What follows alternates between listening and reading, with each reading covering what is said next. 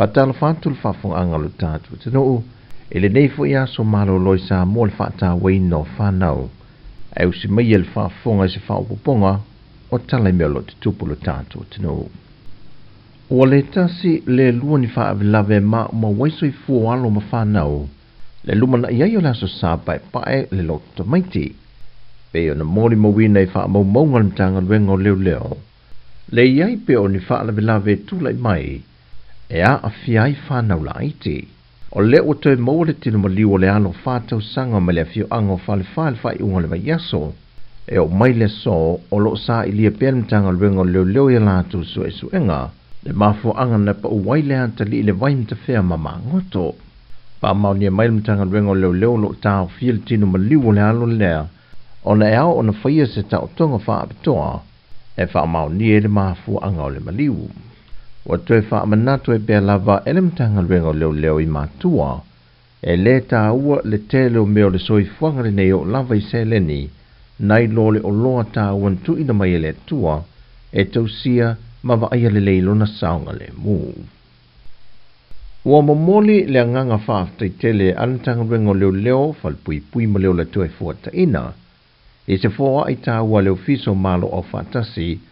O lo nafa ma le vaenga o sori ngā tū la fono, wha pia foi fuala au whaasa ina, ina wau lātu tau au ina atu le matanga luenga o leo, ni waa whaase e lunga le sami se lua, e fesoa swani le ngā luenga o le pui ngai lunga le sami ma le ngā tui whale, e le whenga I o lo tātu o tino o malitari ngā malo o te itai o malo le tau pulenga le masina nei.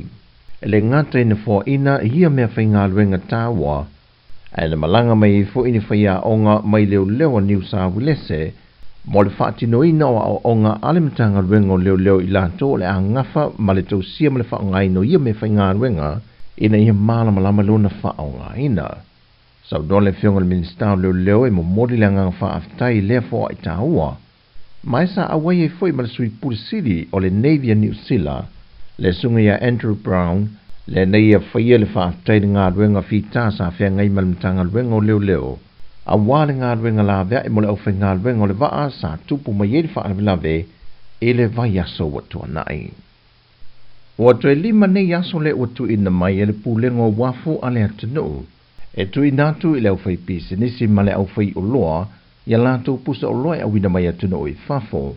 E whaangatai le wha o popo I na o I tū la whai ngā ruenga le ua o atu le se fulu I le pō, e na ia tau mawhai e toso uma I tua lātou pusa o loa, au le I tāpunia loa le tātou wafu whaavau mā lo, mō le fontang tele am tali e le vai aso fau. O le wha moe ngā le pūlenga wafu, e na ia maua le te me ngā lue whaatasi ma le ofisa o wha atu angam whai ngā whaiva, wha pia foi malvaenga le tiutem tupe maua, e tā pena I lo vaenga ua mai o na whaatatia I lātou uma, au lei amata lia le fonitanga, e me se lava I company ma supermarketi, e iai a lātou o loa olo awina mai sa palai e le mamalu le atanu, I le vaiaso le o le atapuni ai, ina ia le sioki o loa, e me se lava I tau mawhatu aisa.